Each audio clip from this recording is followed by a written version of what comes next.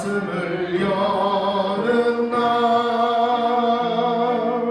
기쁨의 파도가 밀려와 닿네. 피곤한 몸과 마음 편안히 쉬는 날 성전에 나와서 주 찬양하리라.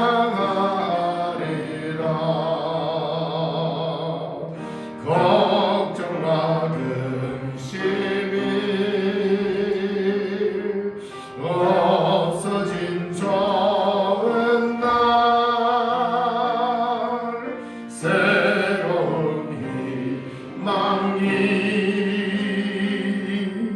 솟구쳐 오르네. 생명의 양식을 땅에서 맛보며 하늘의 은총을 넘치게 주시리.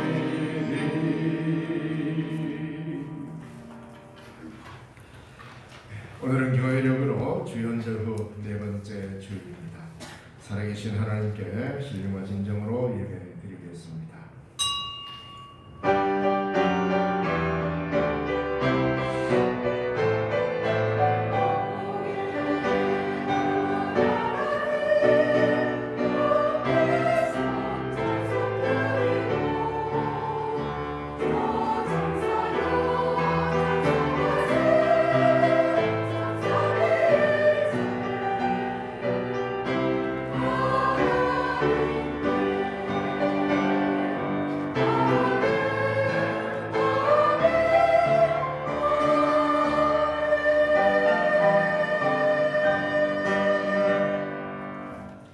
진실로 생명의 원천이 주께 있사오니 주의 빛 안에서 우리가 빛을 보리이다.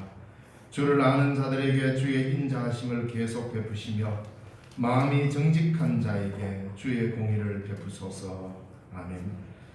살아계시 역사하시는 하나님 아버지, 오늘도 우리 가운데 함께 하시며 복주심과 허락하신 귀하고 복된 주일에 저희들을 불러주심에 감사합니다.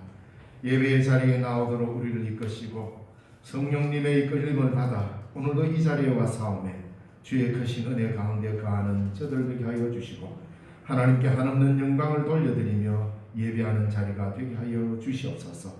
언제나 하나님 앞에 예배자로 발견되게 하시고 예배자로 살아가는 삶을 살게 하여 주시옵소서. 복음에 합당한 열매를 맺으며 주님을 기쁘시게 하는 자의 자리에 늘 머물게 하여 주옵소서. 오늘도 하나님을 기쁘시게 하고자 주께 영광을 돌리고자 이 자리에 찾아와 사오매 우리 주님께는 영광이요 우리에게는 한없는 은혜의 시간이 되도록 지키시고 우리의 예배를 흠량하여 주시옵소서. 주 예수님 이름으로 기원하옵나이다. 아멘. 교회 찬송 찬송가 266장입니다.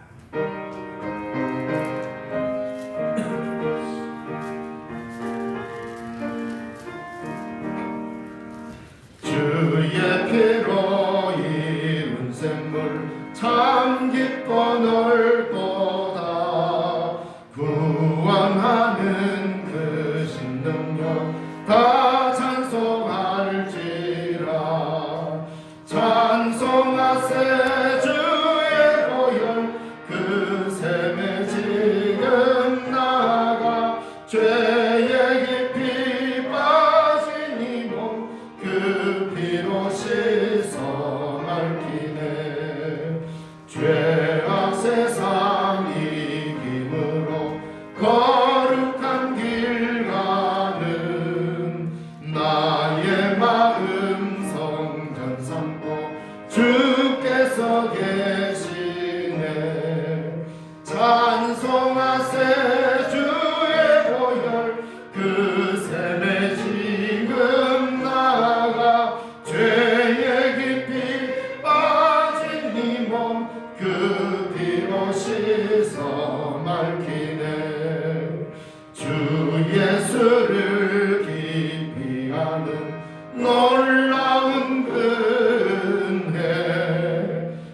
하늘나라 즐거움이 매일 새롭도다. 찬송하세 주의 보혈 그 샘에 지금 나가 죄의 깊이 빠진 이 몸 그 피로 씻어 밝히네. 성시교독 교독문 5번입니다. 교독문 5번 시편 8편의 말씀.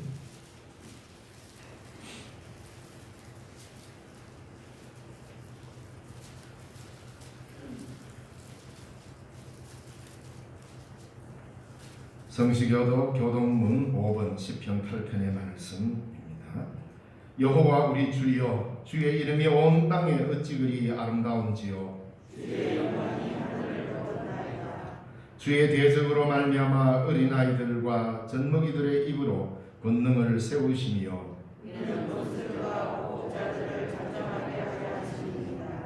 주의 손가락으로 만드신 주의 하늘과 사람이 무엇이기에 주께서 그를 생각하시며 그를 하나님보다 조금 못하게 하시고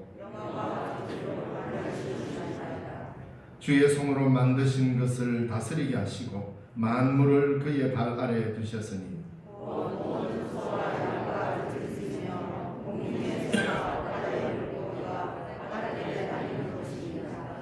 여호와 우리 주여, 주의 이름이 온 땅에 어찌 그리 아름다운지요. 아멘. 나는 전능하신 아버지 하나님 천지의 창조주를 믿습니다. 나는 그의 유일하신 아들 우리 주 예수 그리스도를 믿습니다. 그는 성령으로 잉태되어 동정녀 마리아에게서 나시고 본디오 빌라도에게 고난을 받아 십자가에 못 박혀 죽으시고 장사된 지 사흘 만에 죽은 자 가운데서 다시 살아나셨으며 하늘에 오르시어 전능하신 아버지 하나님 우편에 앉아 계시다가 거기로부터 살아있는 자와 죽은 자를 심판하러 오십니다. 나는 성령을 믿으며 거룩한 공교회와 성도의 교제와 죄를 용서받는 것과 몸의 부활과 영생을 믿습니다. 아멘. 헌신 찬송 찬송가 315장.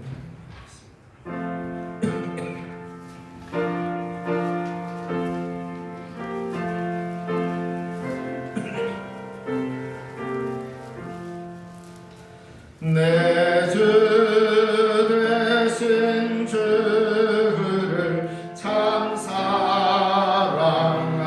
사랑하고 곧 그에게 죄를 다 고합니다. 그는 은혜를 주신 내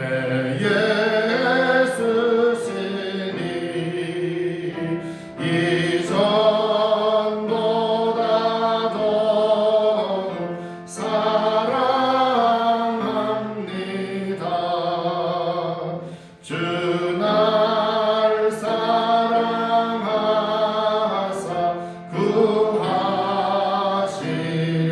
구하시려고 저 십자가 고난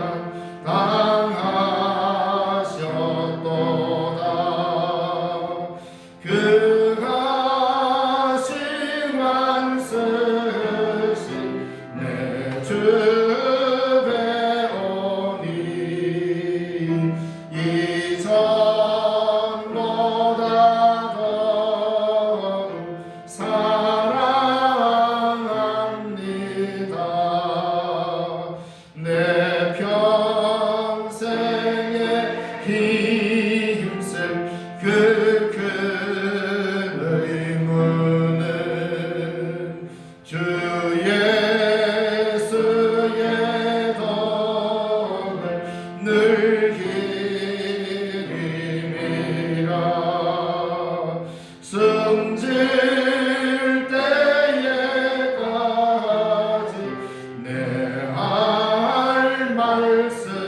말씀은 이전보다 더 사랑합니다.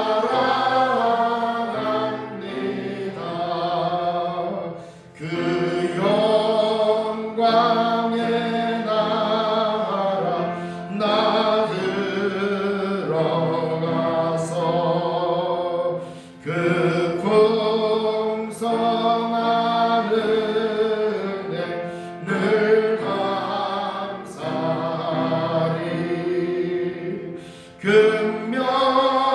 금멸유관 쓰고 나 찬송할 말 이전보다 더 사랑합니다.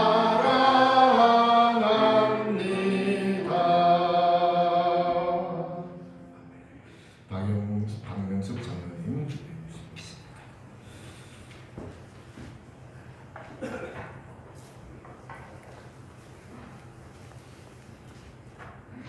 생명의 주인 되시는 거룩하신 우리 아버지 하나님, 새로 주신 2023년도도 벌써 한 달의 마지막 주일을 맞게 되어 주셨습니다.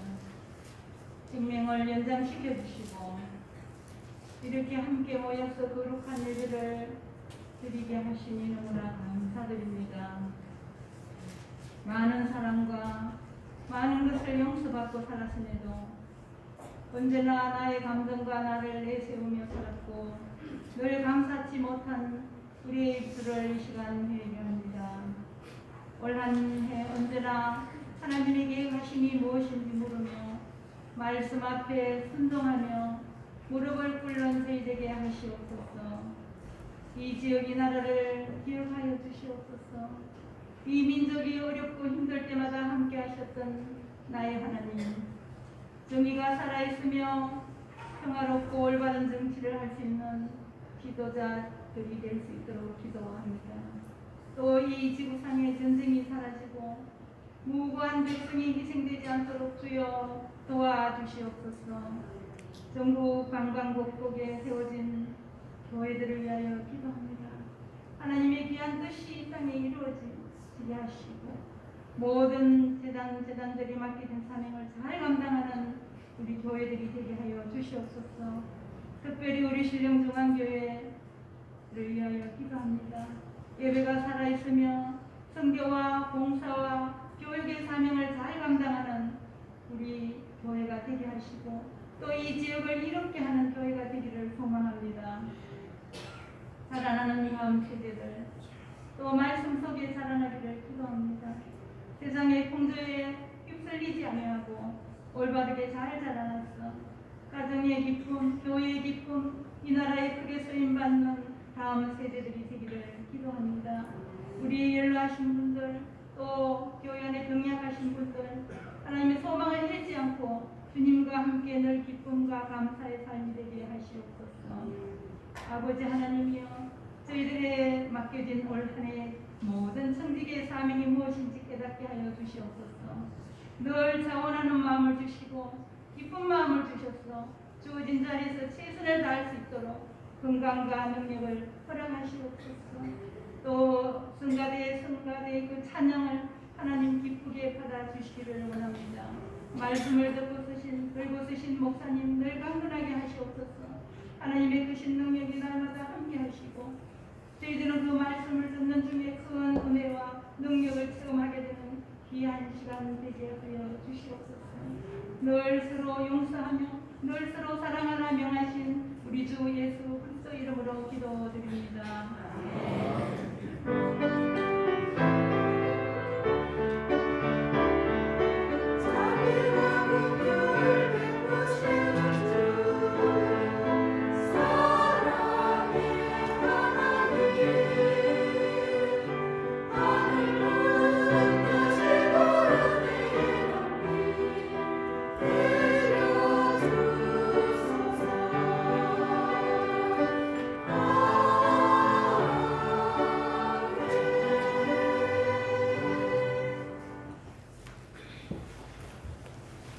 이 시간 우리에게 주시는 하나님의 말씀은 신약성경 고린도전서 9장 19절에서 23절의 말씀입니다.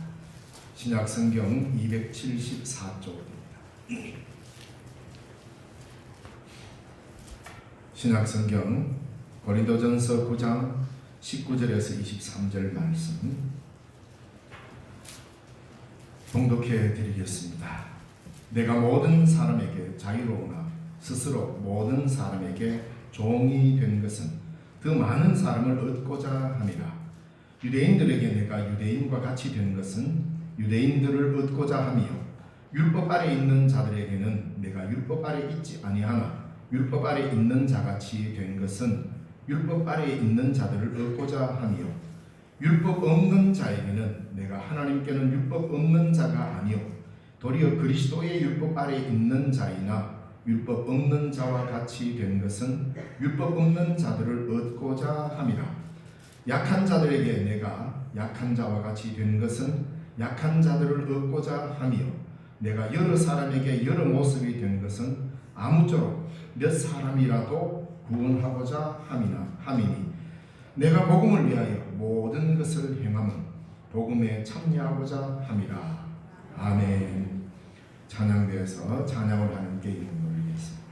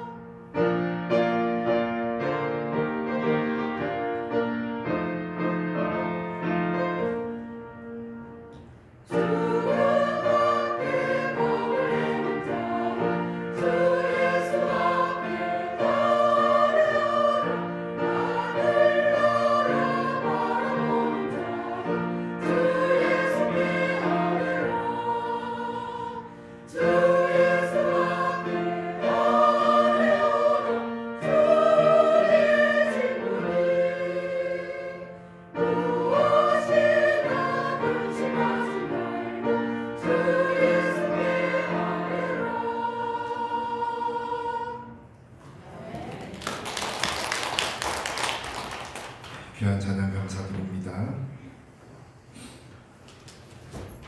네, 지난 주일은 설과 딱 이렇게 맞닥뜨려서 여러분들의 자녀들, 자녀 성 함께 이렇게 예배드리니까 참 보기 좋았습니다. 제가 거의 이제 큰 교회도 있어 보니까 앞으로 한국 교회가 이 시골 교회하고 함께 공생하는, 함께 살아가야 되는 그런 참 중요합니다. 시골에서 신앙생활 열심히 하고 신앙의 기초를 잘 다진 후에 다 도회지로 나가가지고 사실은 우리 한국 교회가 도시교회가 부흥된 거죠. 그러니까 샘물의 그 근원이 마르면 곧이어서 강물도 마릅니다. 이걸 미리 알고 서울에 제 아는 목사님 한 분은 이렇게 설 명절이나 추석 명절이 딱 되면 교인들 다 고향으로 가서 고향교회 가서 예배 드리라고 하면서 오늘 우리 교회에서는 각자 가정에서 예배 드리든지 고향으로 가서 예배 드리고 주일날 예배를 넣고 있습니다. 언뜻 보면 아니 교회에서 예배를 드려야지 왜 그래 하나 이렇게 생각할지 모르지만 상당히 괜찮은 의식을 갖고 계신 분이라고 저는 여깁니다. 왜냐하면 그분이 그런 말씀하셨어요. 샘의 근원이 많으면 오늘 우리의 교회의 풍성함도 사라진다. 그러니 고향 교회로 가든지 시댁 교회로 가든지 가가지고 최소한 감사한금 10만 원 이상 하고 다 올라오시오. 이렇게까지 하시는 분이 계세요. 뭐 헌금이 액수가 중요한 건 아닌데 이럴 때 시골의 고향 교회들이 뭔가 풍성함을 좀 느끼고 같은 교회다라는 의식을 가져야 되겠다. 뭐 저희 교회가 도해져 있으면 그렇게 했을 것 같습니다. 참 앞으로 내 교회 하나만 부흥하고 내 교회 하나만 커진다고 해서 기독교가 살아남는 게 아닙니다. 함께라는 공동체 의식, 나를 낮추고 너를 살리고자 하는 이 의식이 없으면 교회는 살아갈 방식이 없습니다. 사실 구조 자체가 교회는 그렇게 스스로 협력하여 살아가도록 해놨습니다. 그래서 참 그 목사님을 참 괜찮은 생각을 하고 계시구나. 한국 교회를 정말로 염려하고 있고 그렇게 하는구나. 여러분 명절날 교회 예배 한번 안 드리면 얼마나 큰 손해겠습니까? 경제적으로 보면 교회 예산이나 이런 입장에서 볼 때 그렇지만 멀리 바라보면 그것이 훨씬 더 교회를 살리는 좋은 일이라 여깁니다. 물론 다 그렇게 하라는 건 아니지만 참 귀한 태도를 갖고 계신다는. 그래서 우리 교회도 뭐 예배를 드리지 말자 이게 아니라 바로 우리 교회 하나만 부흥한다고 우리 교회 하나만 차고 넘친다고 한국 교회가 살아가는 게 아닙니다. 작게는 우리 교회만이라도 풍성하고 우리 교회만이라도 부흥을 해야 하겠지만 함께 가지 아니하면 교회는 그렇게 길지 못할 겁니다. 생명력이. 그래서 오늘 본문에 우리가 복음을 받고 이 복음을 전하며 이 땅에 하나님의 나라를 이루고자 하는 우리가 무엇을 먼저 얻어야 하는가 참 중요한 겁니다. 우리 무엇을 받아요? 예수 믿고 우리는 무엇을 얻어야 합니까? 뭐 우리가 아는 대로 새해 복 많이 받으세요 라며 복 받기를 인사합니다. 맞습니다. 복을 받아야 합니다. 그 첫 번째 복이 바로 무엇입니까? 사람을 얻는 복입니다. 사람을 얻어야 합니다. 한 사람 교인 되게 해서 내 편을 만들라는 게 아니라 오늘 본문의 말씀처럼 한 사람이라도 얻고자 사도 바울이 어떤 자세를 취했는지 이걸 더 넓게 이야기하자면 한국 교회를 살리기 위해서 그 한국 교회를 얻고자 우리는 무엇을 해야 하는가 이 문제까지도 나아갈 수 있는 겁니다. 오늘 본문의 말씀에서 사도 바울은 사람을 얻는 방법을 복음적으로 우리에게 말하고 있습니다. 자, 그런데 이건 바울의 태도이기는 하지만 사실은 사도 바울도 자기가 창작해낸 게 아니라 성경에 나타난 예수 그리스도 즉 하나님 자신이 이 방식을 택했기 때문입니다. 그래서 복음 안에 들어가 보니까 복음이 이런 거구나. 예수님이 이렇게 왔구나. 아니 하나님이 이 일을 계획하셨구나라는 것을 아셨다는 것이죠. 그래서 우리 주님 예수님께서 먼저 사람을 얻으시고자 사람이 되셨잖아요.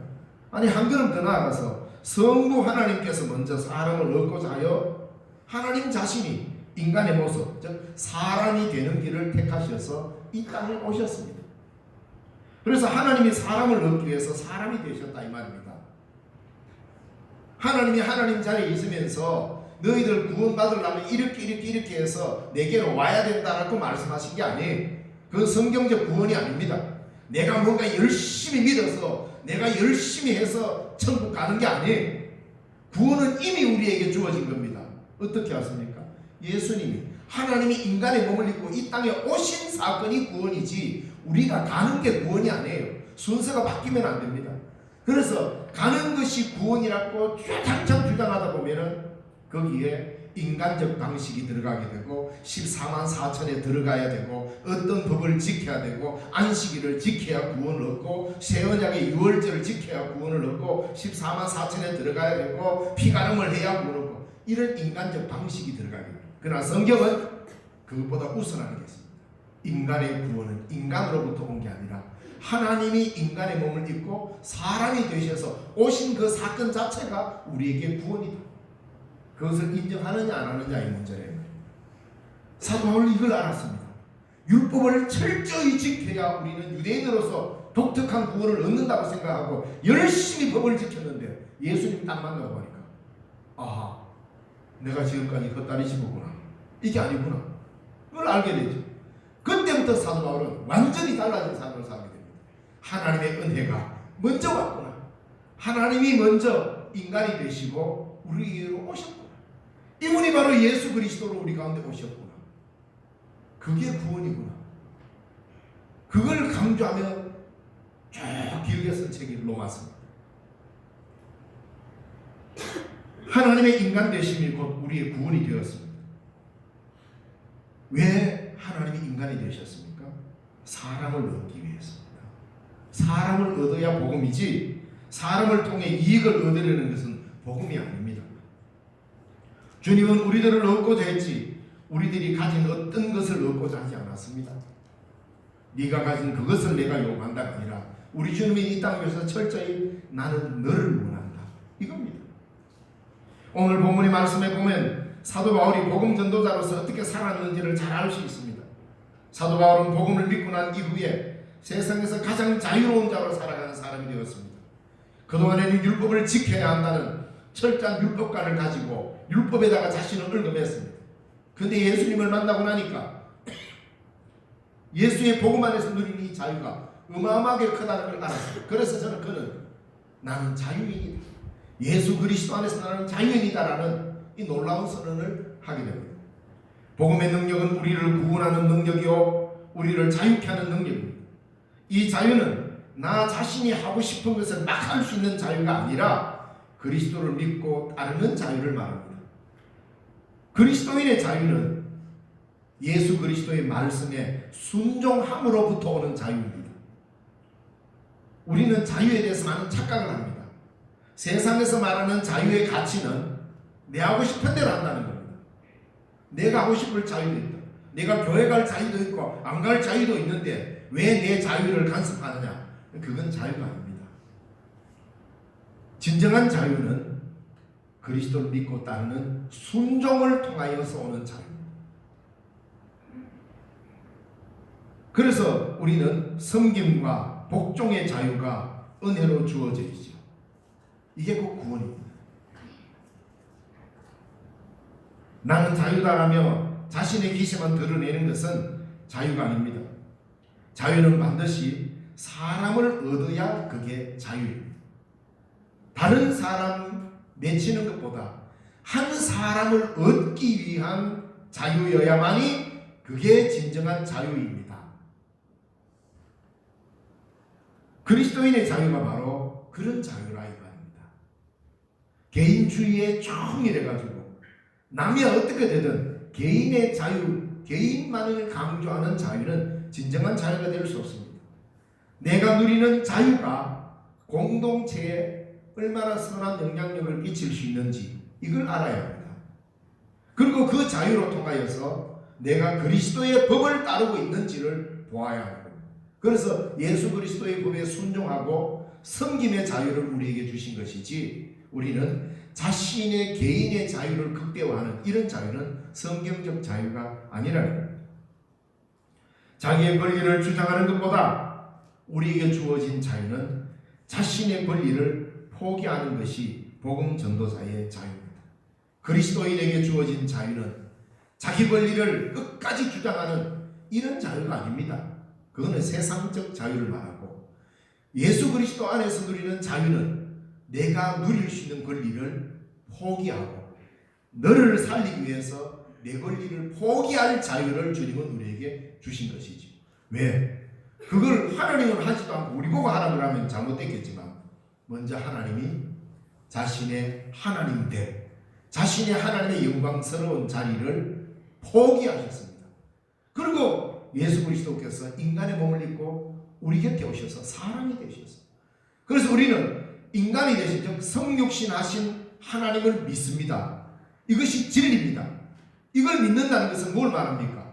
하나님으로서의 권리를 포기하고 인간으로서 종의 형체를 입고 이 땅에 오신 예수 그리스도가 진리라고 믿는 사람은 바로 그 진리를 추구할 때만이 진정한 자유를 누리게 되는 겁니다. 그래서 우리에게 있어서 자유는 내 권리를 주장하는 자유가 아니라 내 권리를 내려놓고 낮아지고 저들과 함께 하는 그 자유가 그리스도인의 자유입니다. 이 자유를 사도 바울이 제대로 깨달은 것이죠. 이게 바로 구원 얻은 겁니다. 구원이란 바로 이겁니다. 하나님의 인간 되심 속에 자기를 낮추어 우리 가운데 오신 그 그리스도를 본받아 내 권리를 주장하는 자세에서 내 권리를 내려놓는 내용으로 그리스도와 하나 되는 것, 이게 구원입니다. 성경에서 말하는 가장 아름다운 구원의 표현이 이겁니다. 사람을 얻기 위해서는 자기 주장보다 자기를 내려놓는 길이 더 그리스도를 닮아가는 길이고, 이 자유를 행사할 때만 우리는 사람을 얻을 수 있습니다. 자기 권리가 조금이라도 침해를 당하면 못 견디는 사람은 아직 그리스도의 자유가 뭔지를 모르기 때문이고, 사람을 얻는 복이 얼마나 큰지를 깨닫지 못하기 때문입니다. 오늘 본문에서 얻는다라는 말, 이 얻다라는 말은 바로 예수님께서 제자들을 부르시면서 마가복음 1장 17절에 사람을 낚는 어부가 될 것을 말씀하신 것과 같은 뜻입니다. 내가 사람을 낚는 어부, 낚다라는 말. 제자들을 부르시고 너는 나를 따르라. 사람을 낚는 어부가 되게 하겠다. 이게 뭡니까? 사람을 얻는 사람이 되게 하겠다. 이게 복음, 제자들을 부르신 이유입니다. 그러니까 오늘 우리가 그리스도의 은혜로 부름을 받은 것은 뭡니까? 예수 그리스도 안에서 사람을 얻기 위함입니다. 오늘 읽은 19절 말씀에 내가 모든 사람에게서 자유로우나 스스로 모든 사람에게 종이 된 것은 더 많은 사람을 얻고자 함이라. 자기는 자유롭다는 거예요. 자유로운 사람이지만 모든 사람의 종이 된 것은 더 많은 사람을 얻기 위함이다. 우리도 섬기는 자로 살아야 사람을 얻습니다. 그 길이 복음의 길이기 때문입니다. 복음은 자기 주장을 하는 것이 아니라 먼저 들을 줄 아는 사람입니다. 종은 자기 주장을 할 수 없습니다. 주인의 말을 경청할 따름입니다. 내가 자유잖아. 나는 자유롭다. 하나님 안에서 자유롭지만 사람을 얻기 위해서는 모든 사람의 종이 되겠다. 이게 바울의 고백입니다. 왜? 모든 사람을 얻어야 하니까. 나는 자유인이고 노예가 아니다. 나는 그리스도 안에서 참 자유를 누리는 사람이지만 사람을 얻기 위해서는 모든 사람 아래 엎드려 그 사람들을 경청하고 그 사람들의 종이 되겠다. 그래야 내가 사람을 얻기 때문에. 왜? 사람을 얻는 길이고 복음을 전하는 길이고 그것이 복음의 길이기 때문입니다. 종은 자기 주장을 할 수 없습니다. 철저히 주인의 명령을 따를 뿐입니다. 그러므로 우리는 예수 그리스도의 종임과 동시에 모든 사람의 종이 되어야 복음 안에서 사람을 얻을 수 있습니다. 사도 바울이 얻고자 하는 사람은 어떤 사람이었습니까? 오늘 본문에 여러 형태로 설명하고 있습니다.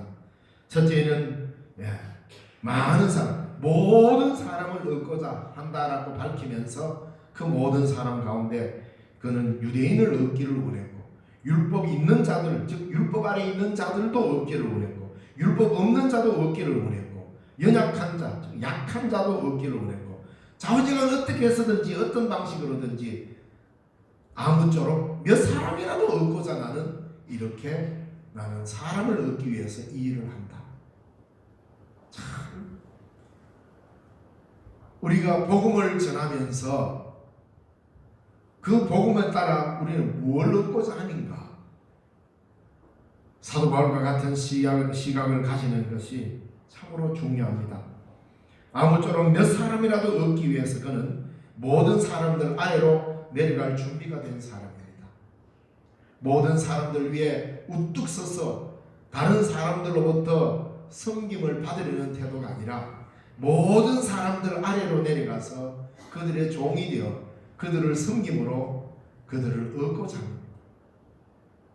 이게 바로 복음으로 똘똘 뭉친 사람이 하는 이야기입니다. 예수님이 우리를 얻기 위해서 자기의 영광된 보좌를 버리시고 낮추어서 종의 형체를 가지시사 우리를 위해 목숨까지 바치면서 우리를 얻고자 했습니다. 그래서 예수님은 뭔가 큰 영웅적인 어떤 이런 시도를 한 게 아니죠. 왜 십자가를 지셨습니까? 우리를 얻고자 합니다. 이는 바로 하나님이 인류를 구원하시기 위해서 계획하신 가장 원대한 계획입니다. 하나님이 우리를 구원하시기 위해서 계획을 잡았는데 그 계획이 어떻게 우리에게 드러났느냐? 예수 그리스도를 통하여서 하나님의 계획이 전적으로 우리에게 드러났는데 그 큰 틀이 뭡니까? 하나님이 낮아지셔서 인간이 되셔서 사람을 얻으시고자 합니다. 이게 하나님의 원대한 계획이고 구원의 계획입니다. 여기에 순종하면 우리도 따를 때에만 자유를 얻게 될 것이고 사람을 얻게 될 것입니다. 하나님이 우리를 구원하시기 위해서 택하신 방식과 똑같은 방식으로 사도 바울은 그렇게 살았고 사도 바울이 전했던 복음의 메시지의 내용과 똑같이 우리도 거기에 따르고 순종할 때 우리도 사람을 얻을 것이고 복음이 전해지게 될 것입니다. 시대가 아무리 변해도 하나님이 계획하시고 이루신 이 일은 변할 수가 없습니다. 그리고 교회가 사람을 얻는 길도 이 길 말고는 다르게 얻을 길이 없습니다. 이러한 하나님의 원대한 인간 구원의 계획은 세상적 권세를 거머쥐고 뒤흔들며 쟁취해서 영웅적 행동의 결과로 주어지는 것이 아니라 철저히 낮아져서 그들의 발을 씻기실 때 사람을 얻게 됩니다. 예수님 곁에 제자들이 있었습니다. 예수님은 그 제자들을 그냥 얻은 게 아닙니다. 낮아지고 낮아지셔서 그 제자들의 발을 씻기시면서 그 제자들을 얻게 된 것입니다. 그리스도인의 능력은 다름이 아니라 바로 사람을 얻는 능력입니다. 그래서 바울은 다른 서신서들에서도 자주 겸손과 섬김과 낮아짐에 대한 심도 깊은 말씀들을 해왔습니다. 성경에 빌립보서 4장 13절에 이렇게 말합니다. 내게 능력 주시는 자 안에서 내가 모든 것을 할 수 있느니라. 이 말씀들을 사람들이 참 많이 오해합니다. 우리가 하나님이 내게 능력 주시면 내가 못할 게 없구나. 뭐든지 내가 다 할 수 있다. 이래서 막 의기충천하고 뭐든지 막 다 해결할 수 있는 해결사적 능력을 받는 것처럼 착각하는데 이 본문의 말씀은 전혀 그런 뜻이 아닙니다. 이 본문의 말씀은 내가 복음을 전하면서 감옥에 갇혀 있다 보니까 풍부에 처할 줄도 알고 궁핍에 처할 줄도 알고 이래서나 저래서나 나는 자족함을 배웠다. 그러므로 내게 능력 주시는 날에서 나는 모든 것을 할 수 있다. 이 말입니다. 여기서 말하는 하나님이 주시는 능력, 모든 것을 할 수 있는 능력, 그건 어떤 겁니까? 그리스도의 진정한 능력은 자기 자랑을 할 수 있는 영웅적 행동이나 빛나는 초인적인 힘을 과시하는 것이 아니라 그리스도인의 능력은 바로 믿음인데 그 믿음은 어떤 형편에 처하든지 만족할 줄 아는 능력입니다. 풍부에도 처할 줄 알고 궁핍에도 감사하고 사람을 얻기 위해 얻으려는 사람들의 형편에 설 줄 아는 거기에 처할 줄 아는 것이 그리스도인의 진정한 능력입니다. 하나님이 우리에게 복음을 주시고 복음 안에서 큰 능력을 우리에게 부여해 주셨습니다. 그래서 그리스도인이 받은 큰 능력은 어떤 능력입니까? 모든 사람의 종이 되는 능력을 말합니다. 모든 사람 아래로 들어가서 모든 사람을 섬길 줄 아는 자기 주장을 내려놓고 모든 사람을 섬길 줄 아는 섬김의 능력이 진정한 기독교의 능력이요 성령의 능력이요 예수님이 우리에게 베풀어 주신 복음의 능력인 것입니다. 23절 말씀에, 오늘 읽은 23절 마지막 절 말씀에 내가 복음을 위하여 모든 것을 행하면 복음에 참여하고자 함이라는데, 이 공동 번역에는 이렇게 번역되어 있습니다. 나는 복음이 주는 복에 참여하기 위해 복음을 전하는 일이라면 무슨 일이든 하고 있습니다. 이렇게 번역되어 있습니다. 복음을 위하여 한 사람이라도 얻고자 한 영혼이라도 건지려는 그 믿음으로 무슨 일이든 할 줄 아는 능력이 바로 그리스도인의 능력입니다. 뭐 대단한 병 고치고 대단한 기적을 행하고 이게 그리스도인의 능력이 아닙니다. 간혹 가다가 그러한 경우 다른 종교에서도 일어나면 어떡하겠습니까? 그래서 우리는 가시적으로 뭔가 대단한 적이나 일이 일어날 때, 물론 성령의 능력으로 일어나는 일이 그런 일도 있습니다. 그러나 성경에서 그리스도께서 우리에게 베풀어 주신 가장 심오한 능력은 하나님이신데도 불구하고 자기를 낮추어 인간이 되신 능력입니다. 그리고 그 인간이 되신 능력으로 우리에게도 너희도 사람을 얻기 위해서 발을 씻기고 낮아져라. 이 길로 통하여서만 교회는 살아남고 이걸 통하여서만 복음이 살아남는다라고 말씀하고 있기 때문입니다. 그래서 복음을 위하여 한 영혼이라도 한 사람이라도 얻고자 한다면 건지려는 마음으로 무슨 일이든 할 줄 아는 능력이 바로 그리스도인의 능력입니다. 그 능력이 구체적으로 표현되는 것이 바로 내가 낮아지며 여러 사람에게 여러 모습이 되는 것입니다. 헬라인에게는 헬라인처럼, 율법 있는 자에게 율법 있는 것처럼, 율법 없는 자에게는 내가 마치 율법이 없는 자처럼, 오히려 나는 그리스도의 율법에 충만한 자로서 거드리겠어. 약한 자에게는 약한 자. 사도 바울은 이랬다가 저랬다가 이래 변했다가 저래 변했다 하는 변절자가 아닙니다. 그의 중심에는 그리스도의 자유가 있었습니다. 복음의 능력이 있었습니다. 이 복음으로 사람을 살리기 위해서 나의 낮아지고 내가 좀 손해보고 내가 좀 아래로 내려가고 내 형편이 좀 못해지는 것 아무렇지도 않게 생각했습니다. 무엇 때문에? 사람을 얻기 위해서. 복음은 사람을 얻는 겁니다. 사람을 얻고자 하는 열정이 바로 살아있는 그리스도인의 모습입니다. 예수님을 가장 아름답게 담는 모습도 바로 이 길입니다. 복음은 그들이 우리에게로 오는 것이 아니고 우리가 먼저 그들에게 가는 것입니다. 우리가 예수님께 가는 것이 아니라 예수님이 우리에게 먼저 오신 것처럼 말입니다. 이렇게 해야 사람을 얻습니다. 그 사람의 처지로 내가 내려가 줄 때에 비로소 사람을 얻게 되고, 예수님이 그렇게 우리의 처지에 맞춰 종의 형체로 우리 가운데 오신 것처럼 우리도 그들에게 가는, 바울이 바로 그렇게 율법 없는 자에게나 율법이 있는 자에게나 약한 자에게나 강한 자에게나 모든 사람에게 모든 모양으로 그들에게 다가갔습니다. 그것은 뭡니까? 자기 주장을 하지 않고 그 사람들의 주장을 들어주면서 그 아래로 내려갔을 때 그는 왜 그렇게 했냐 물으니까, 야, 이렇게 해서 다만 몇 사람이라도 구원할 수 있다면 나는 이 길을 가겠다. 이게 사람 얻는 길이죠. 이게 바로 복음의 길이요, 이게 바로 우리가 걸어가야 할 그리스도의 길인 것입니다. 기도하겠습니다. 살아계신 하나님 아버지, 은혜를 감사드립니다. 오늘도 우리의 삶을 지키시고 복음 전거자로 저희들을 부르시며 먼저 복음 안에서 누리는 자유를 얻게 하셔서 감사합니다. 하나님 은혜로 구원받은 우리가 이제 하나님 앞에서 사람을 얻기 위하여 우리 또한 하나님을 닮아 예수님을 닮아 사도들을 닮아 자기를 낮추어 여러 사람의 여러 모습으로 모든 사람의 종으로 살아가면서 사람을 얻을 수 있도록 하나님 도와주시옵소서. 이 일을 위하여 하나님의 성령으로 충만케 우리 가운데 임하게 하여 주옵소서. 예수님 이름으로 기도드리옵나이다. 아멘. 찬송가 511장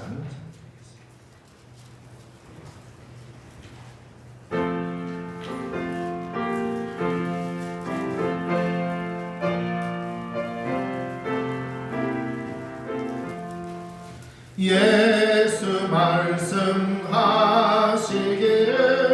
누가 오늘 일할까 곡식이 거둘 때니 누가 주수하리요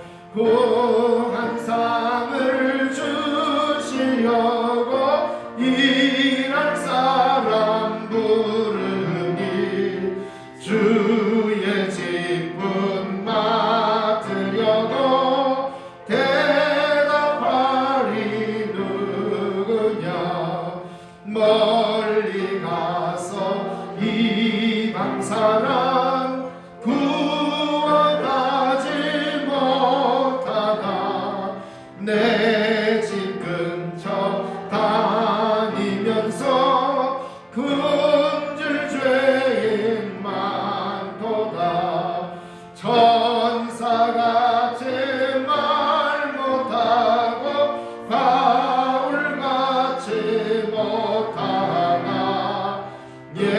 예수께서 구속함을 힘을 다해 전하세 죽을 사람 구하라고 예수 너를 부르니 힘이 없어 못한다고 핑계하지 말아라 주가 주신 기쁨 맡아 항상 기뻐 지키고 부르실 때 대답할 말 나를 보내주소서. 성찬식 그려나겠습니다.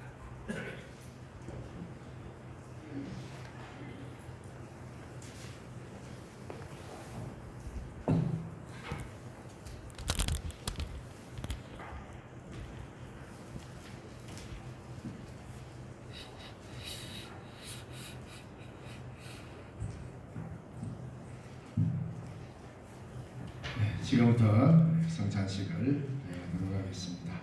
우리 주님께서 가르쳐 주신 주기도문으로 성찬식 시작하겠습니다.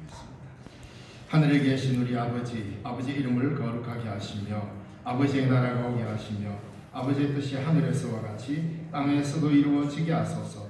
오늘 우리에게 일용할 양식을 주시고 우리가 우리에게 잘못한 사람을 용서하여 준 것 같이 우리 죄를 용서하여 주시고 우리를 시험에 빠지지 않게 하시고 악에서 구하소서. 나라와 권능과 영광이 영원히 아버지의 것입니다. 아멘. 성찬 찬송 198장 1절과 2절 찬양드리겠습니다.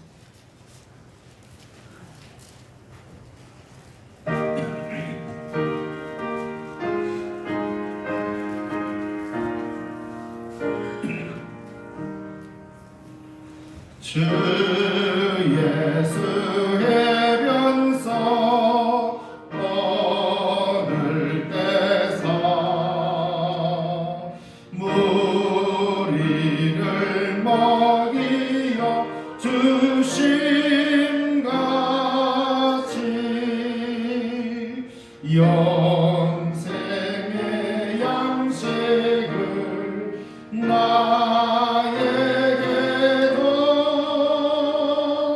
풍족히 나누어 주옵소서. 생명의 말씀인 나의 주여 목말라 주님을 찾나이다.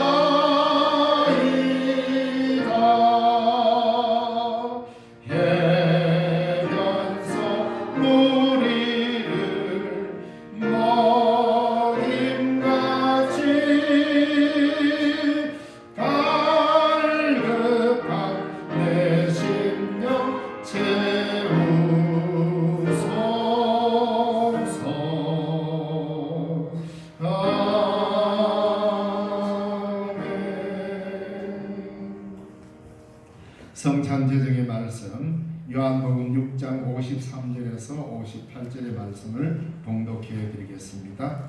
요한복음 6장 53절에서 58절의 말씀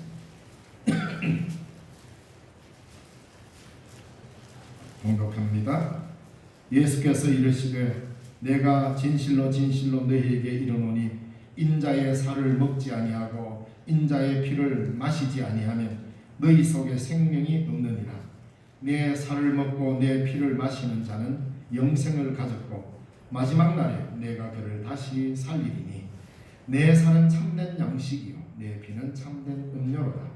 내 살을 먹고 내 피를 마시는 자는 내 안에 거하고 나도 그의 안에 거하나니 살아계신 아버지께서 나를 보내시면 내가 아버지로 말미암아 사는 것 같이 나를 먹는 그 사람도 나로 말미암아 살리라. 이것은 하늘에서 내려온 떡이니 조상들이 먹고도 죽은 그것과 같지 아니하여 이 떡을 먹는 자는 영원히 살리라. 아멘. 우리 주님께서 이 땅에 오셔서 우리를 위하여 자신을 내어주셨다는 가장 구체적인 표현이 십자가에 달려 죽으신 사건입니다. 그리고는 그것이 그저 죽음으로 끝나버린 것이 아니라 다시 살아나시면서 다시 살아나실 것을 말씀하시고 우리에게도 다시 살아날 부활을 약속했습니다. 그래서 예수님이 우리를 위하여 죽으시고 다시 살아나신 부활, 이것이 가장 아름답게 우리에게 전해지는 가장 좋은 모습이 성찬의 모습입니다. 이 성찬 안에는 예수님의 죽으심도 있고 예수님의 부활도 있는 것입니다. 그래서 성찬은 예수님이 죽으시기 전에 제정하셨지만 부활하신 이후에 예수님은 제자들과 함께 또 이 성찬을 나누셨습니다. 그래서 오늘 우리는 이 성찬에 참여할 때 주의 죽으심에 참여함과 동시에 다시 살아날 부활의 영광스러운 그날을 바라보면서 기쁨으로 또한 참여해야 합니다. 이 성찬은 우리 눈에 보이는 기독교에 있어서 가장 아름다운 눈으로 볼 수 있는 직접적 계시 사건이라는 것을 꼭 기억하시기 바랍니다. 우리 주님 이곳에 임재하실 것입니다. 지금은 하나님 보좌 우편에 계시지만 이곳에 그의 영으로 성령으로 이곳에 임재하셔서 우리가 먹을 때에 그 영으로 충만케 될 것입니다. 기도하도록 하겠습니다. 살아계신 하나님 아버지, 오늘도 우리의 삶을 주장하여 주시고 이곳에 주의 영으로 충만케 하여 주시옵소서. 오늘도 성찬을 열고자 합니다. 주의 살과 피에 참여함으로 영생을 얻은 우리가 되었고 오늘 이 시간 또 그것을 기억하며 함께 주의 떡과 잔에 참여합니다. 이곳에 성령으로 충만히 임재하여 주시옵소서. 주 예수님 이름으로 기원하옵나이다. 아멘. 장로님들 나오셔서 성찬 보고해 주시기 바랍니다.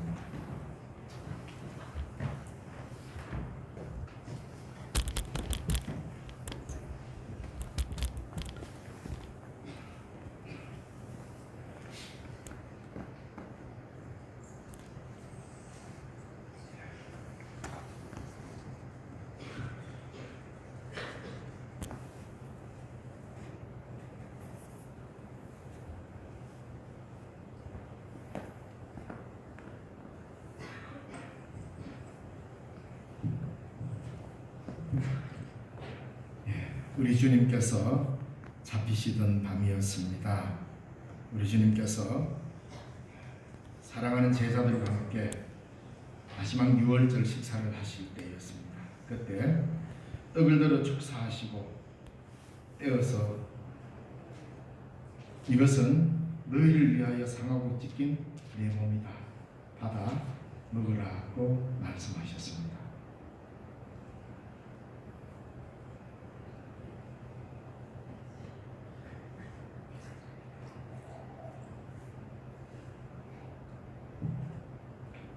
우리 주님은 식후에 또 잔을 드시고 축사하셨습니다. 그리고 그 잔을 사랑하는 제자들에게 주시면서 말씀하셨습니다. 이것은 너희를 위하여 흘리는 피 곧 언약의 피다. 받아 마시라고 말씀하셨습니다. 이제 주님의 명령대로 주의 떡과 잔에 우리 함께 참여하도록 하겠습니다. 부활하시고 하나님 보좌 우편에 계신 우리 주님께서 이 시간 이 떡과 잔에 영으로 임재해 계십니다. 이제 주님의 떡을 받으시고 우리를 위하여 상하신 주님의 살을 깊이 생각하시고 또 잔을 받으시고 우리를 위하여 한 방울도 남김없이 흘려주신 주님의 보혈을 깊이 생각하시기 바랍니다. 더 나아서 바로 부활하신 주님과 함께 먹었던 제자들의 그 성찬도 기억하고 오늘 부활하시고 살아계셔서 성전하신 주님이 바로 이곳에 임재해 계신다는 것을 기억하시기 바랍니다. 성찬에 참여는 집내 성찬위원 그리고 성도일순으로 하도록 하겠습니다. 세례를 받으신 분, 유아 세례를 받고 입교하지 않아도 괜찮습니다. 유아 세례를 받으신 분, 또 어린이 세례를 받으신 분 모두 다 이 성찬에 참여하시기 바랍니다. 우리 본교회 교인이 아니더라도 세례를 받으신 분은 참여하실 수가 있습니다.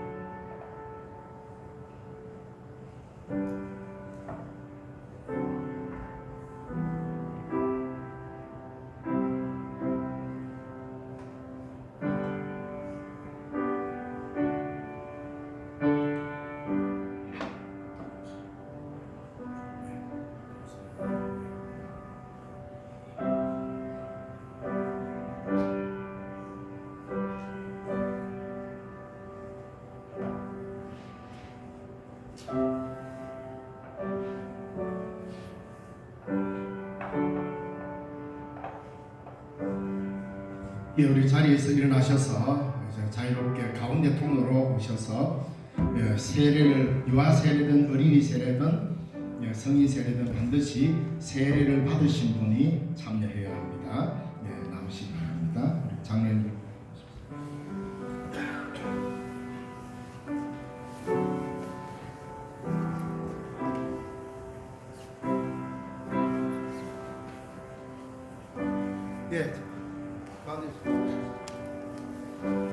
그리스도의 몸입니다.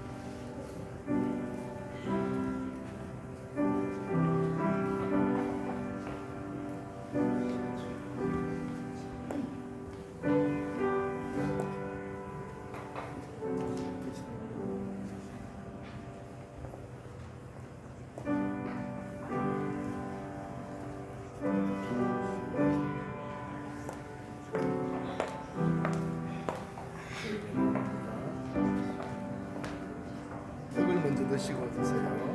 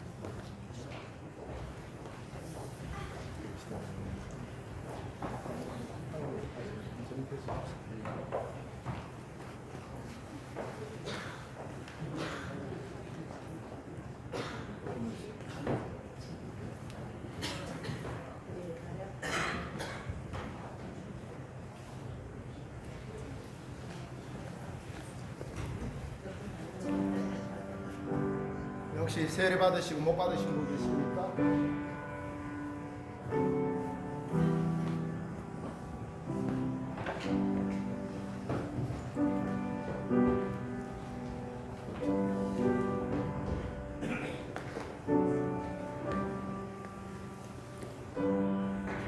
신청도 듣겠습니다.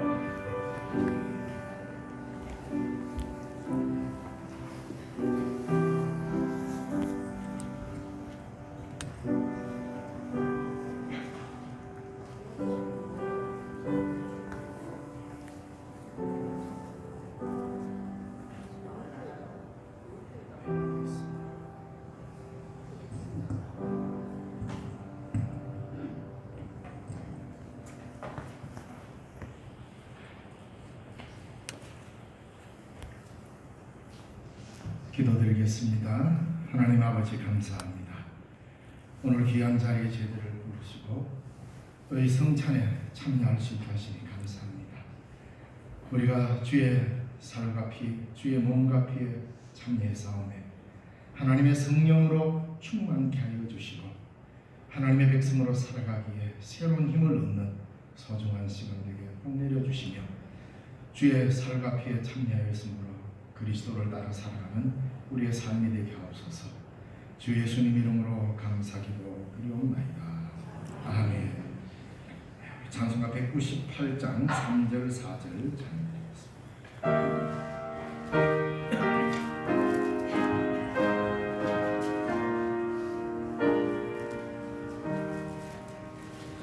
내 주여 진리의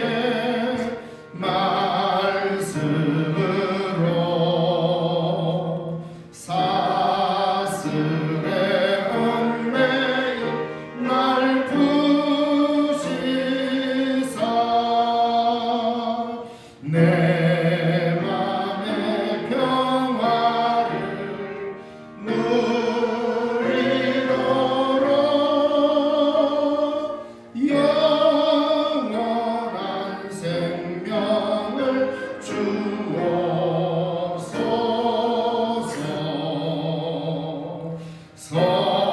성령을 내 맘에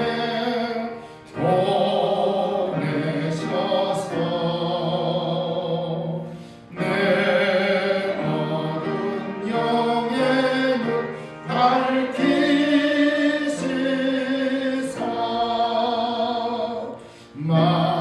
말씀에 감추인 참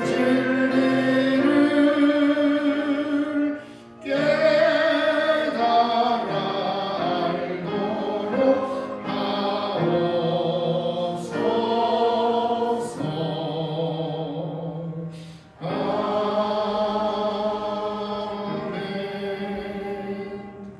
아멘. 이로써 성찬의 식문을 마치겠습니다.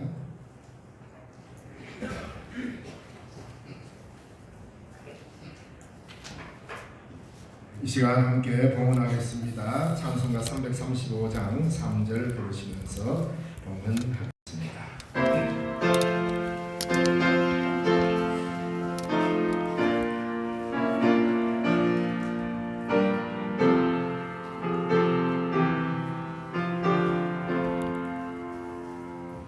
나의 모든 것 주님께 드리오니 주여 기쁘게 받으시사 주의 나라 위에 선별하옵소서. 오 놀라운 나의 구주 오 놀라운 주 오 놀라운 주 천군과 천사들 경배하네 나 엎드려서 주 경배하리. 오 놀라운 구주 예수. 기도하겠습니다. 참 좋으신 좋으신 하나님 아버지 은혜를 감사드립니다. 이렇게 귀한 복된 주일을 우리에게 허락하시고 성도들이 함께 모여 하나님의 성호를 찬양하며 예배하시고 귀하고 복된 성찬에 참여할 수 있는 은혜를 주심을 감사합니다. 날마다 우리에게 베풀어 주시는 하나님의 그 크신 은혜를 기억하고 감사하는 마음으로 주님 앞에 또한 귀한 예물을 드립니다. 바치는 손길마다 우리 하나님 기억하시고 축복하여 주옵소서.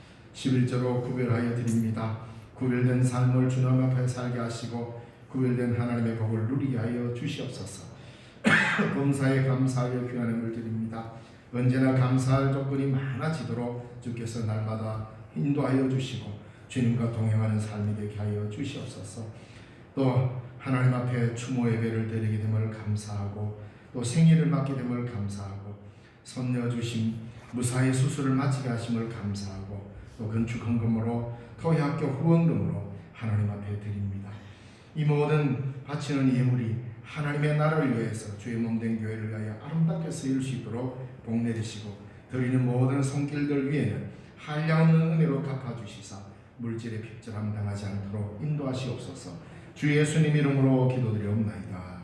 아멘.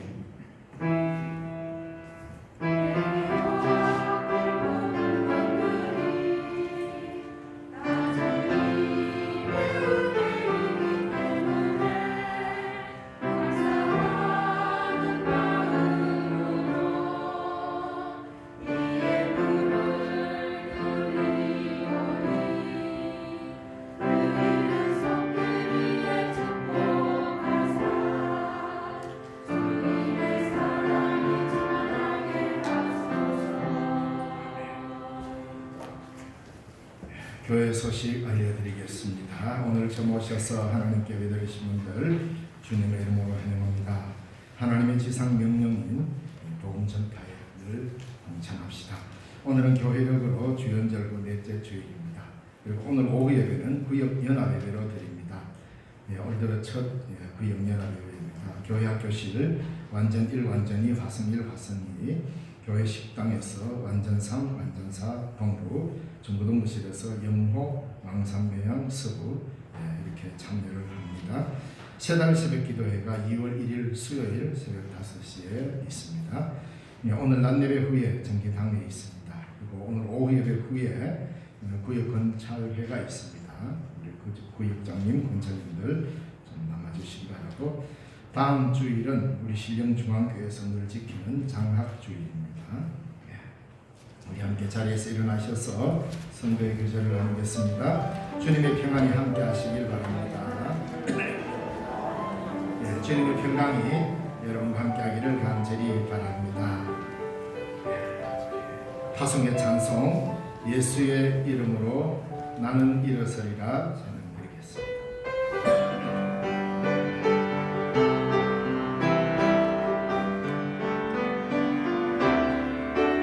예수의 이름으로 나는 일어서리라. 주가 주신 능력으로 나는 일어서리라. 원수가 나를 향해 와도 쓰러지지 않으리. 주가 주신 능력으로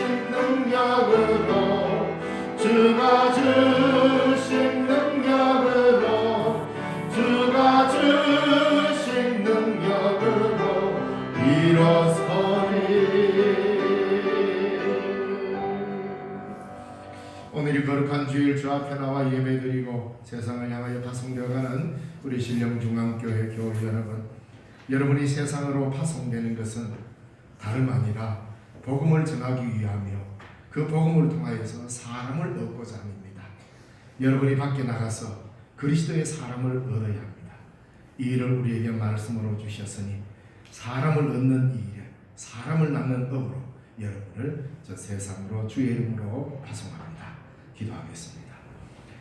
지금은 우리 주 예수 그리스도의 그 크신 은혜와 하나님 아버지의 지극하신 사랑과 성령님의 위로 교통 충만 하나 되게 하시는 은혜와 말씀을 듣고 사람을 얻고자 다짐하는 주의 사랑하는 백성들 머리머리 위 이제로부터 영원까지 항상 함께 계시옵기를 간절히 축원하옵나이다.